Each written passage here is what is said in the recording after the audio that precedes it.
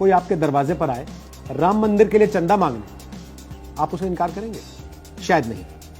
और जब आप चंदा दे चुके हो, उसके जाने के बाद आपको इस बात का पता लगे कि वो असल में आपको धोखा देकर चला गया है, वो पैसा राम मंदिर तक नहीं पहुंचेगा, तो क्या आप अपने को ठगा हुआ महसूस नहीं करेंगे? तो फिर यह पता कैसे लगे कि आपसे जो चंदा मांगने के लिए आया है वो व्यक्ति सही है और आप किसी धोखे का शिकार नहीं हो रहे? इसके लिए हम आज आपको कुछ चीजें बताएंगे। इसके लिए विश्व हिंदू परिषद के राष्ट्रीय प्रवक्ता विनोद बंसल कहते हैं कि रसीद बुक पर श्री राम जन्मभूमि तीर्थ क्षेत्र ट्रस्ट लिखा हुआ है। दानदाता भी इस बात को इंश्योर करें कि पर्ची पर ट्रस्ट का लोगो और नाम ठीक लिखे हुए हैं या नहीं। यह अभियान वीएचपी द्वारा श्री राम भूमि तीर्थ क्षेत्र के लिए किया जा रहा है और वही आधिकारिक संस्था है जो कि राम मंदिर को अयोध्या में बनाएगी। अब दान देते हुए इस बात का ध्यान रखें कि असली रसीद पर श्री राम जन्मभूमि तीर्थ क्षेत्र ट्रस्ट लिखा हुआ है और यह रसीद सिर्फ 10 रुपए, 100 रुपए और 1000 रुपए की है। अगर कोई 2000 रुपए या इससे ज्यादा का चंदा देना चाहता है तो उसे अलग से रसीद दी जाती है। नकली रसीदों पर मिलते जुलते नाम हो सकते हैं और उनमें भाषा और मात्रा की गलती हो सकती है, लिहाजा दान देने से पहले आप इस रसीद को अच्छे से जांच लें, इसकी पड़ताल करें। विनोद बंसल यह भी बताते हैं कि जो पैसा उनके कार्यकर्ताओं के पास जमा होता है उसे 48 घंटे के भीतर ट्रस्ट के बैंक खाते में जमा कराया जाता है।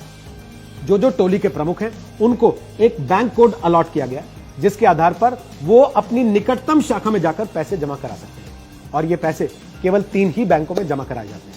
एक स्टेट बैंक ऑफ इंडिया, दूसरा बैंक ऑफ बड़ौदा और तीसरा पंजाब नेशनल बैंक।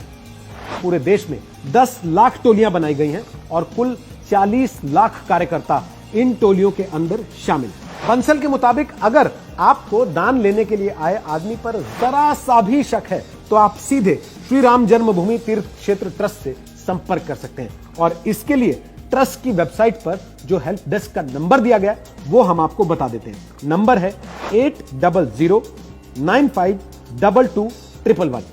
एक बार फिर 800952211।